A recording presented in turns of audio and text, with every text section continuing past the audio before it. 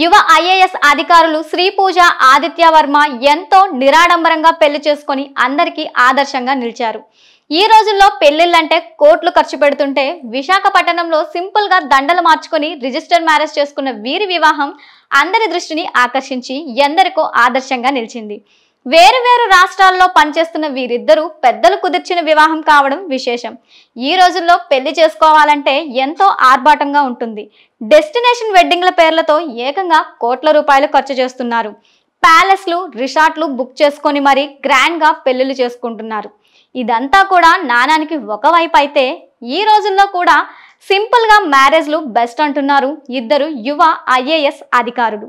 ఆ ఇద్దరు ఎంతో నిరాడంబరంగా ఎలాంటి హడావుడి లేకుండా అందరినీ ఆశ్చర్యపరిచేలా సింపుల్ గా పెళ్లి చేసుకున్నారు. విశాఖపట్నంలోని కైలాసగిరి శివాలయంలో దండలు మార్చుకొని అనంతరం వన్ టౌన్లోని సూపర్ బజార్ కార్యాలయం ఆవరణలో ఉన్న జాయింట్ సబ్ రిజిస్టర్ కార్యాలయంలో చట్టబద్ధంగా దంపతులయ్యారు.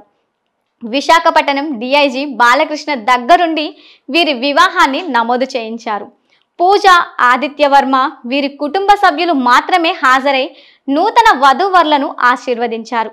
వధువు టి శ్రీ పూజ ప్రస్తుతం అల్లూరి సీతారామరాజు జిల్లా పాడేరు ఐటీడీఏ ప్రాజెక్ట్ ఆఫీసర్గా పనిచేస్తున్నారు.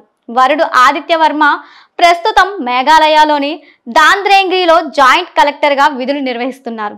వేరువేరు రాష్ట్రాలకు వేరువేరు బ్రాంచ్లకు చెందిన వీరిద్దరి వివాహాన్ని పెద్దలు కుదిర్చారని వధువు తండ్రి వెంకటేశ్వర్లు తెలిపారు. ఎలాంటి హడావుడి లేకుండా ఇరు కుటుంబ సభ్యులు, బంధువులు, స్నేహితుల మధ్య వీరిద్దరి వివాహ బంధంతో ఒక్కటయ్యారు.